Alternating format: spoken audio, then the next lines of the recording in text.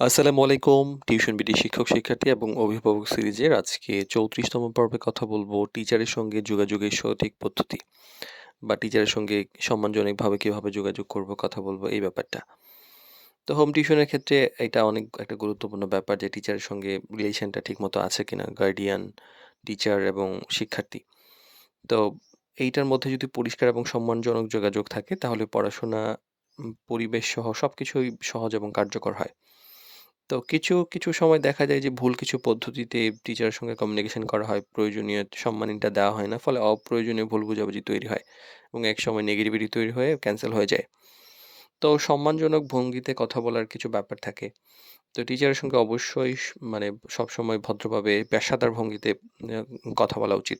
হঠাৎ অভিযোগ না তোলা, শান্তভাবে বিষয়টি ব্যাখ্যা করা এবং সম্মানজনক শব্দ ব্যবহার করা টিচারের সঙ্গে একটা মানে গুরুত্বপূর্ণ এবং কাইন্ড অফ বাধ্যতামূলক। কারণ এটা টিচার সম্মানের সাথে সরাসরি সম্পর্কিত। কোনো ক্ষেত্রে আপনার সঙ্গে ভালো নাই লাগতে পারে। তো সেক্ষেত্রে সেটা সম্মানজনক বিদায় হওয়া উচিত কিন্তু মানে খারাপ আচরণ নয়। তো এর ফলে কি হয় যে সম্পর্ক ভালো থাকে এবং কথাও ফলপ্রসূ হয়। অনেক গার্জিয়ান আছে টেম্পার ধরে রাখতে পারেন না। তো সঠিক সময়েও যোগাযোগ করার একটা ব্যাপার থাকে।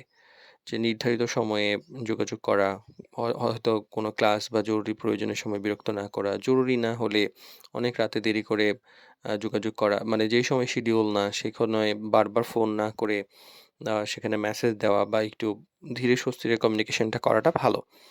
আর স্পষ্টভাবে কিছু বিষয় উপস্থাপন করা উচিত। অনেক সময় দেখা যায় যে মানে কথা বললে বোঝা যায় না যে কি সমস্যা হচ্ছে বা কোন বিষয় নিয়ে কথা বলতে চান, কোন ধরনের সমাধান আশা করছেন বা এই ব্যাপারগুলো পরিষ্কার হচ্ছে না এবং দেখা যাচ্ছে যে সবকিছু ক্লিয়ার না থাকার পরে পরবর্তীতে ভুল বোঝাবুঝি তৈরি হয়।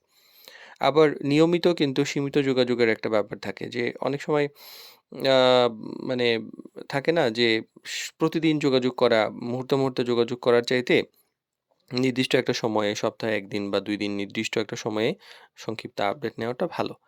আর প্রয়োজনে হলে সরাসরি আলোচনা করা যেতে পারে।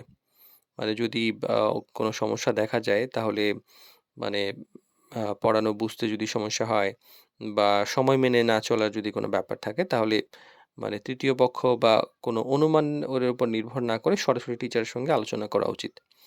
আর শুধুমাত্র যে মানে সমস্যাই নিয়ে আলোচনা করা এগুলার চাইতে বরং টিচার যদি ভালো পারফর্ম করে তাহলে সেক্ষেত্রে মানে অবশ্যই তাকে প্রশংসা করা উচিত। যে অনেক সময় হয় না যে শিক্ষার্থী উন্নতি হয়েছে, ভালোভাবে পড়ছে, দায়িত্বশীল আচরণ করছে এই ব্যাপারগুলো হলে অবশ্যই মানে প্রশংসা করা উচিত।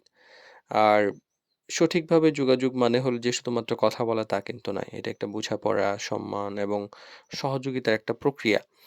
তো এক্ষেত্রে হয় কি যে যদি যোগাযোগ পরিষ্কার থাকে এবং ইতিবাচক থাকে তাহলে সেখানে শেখার পরিবেশ উন্নীত হয়। কারণ টিচার তো মানুষ। তো টিচারের সঙ্গে সঠিক যোগাযোগ করলে উনি এইটাতে বেশি গুরুত্ব দিয়ে, বেশি সময় দিয়ে, বেশি ভালো করে পড়াবেন।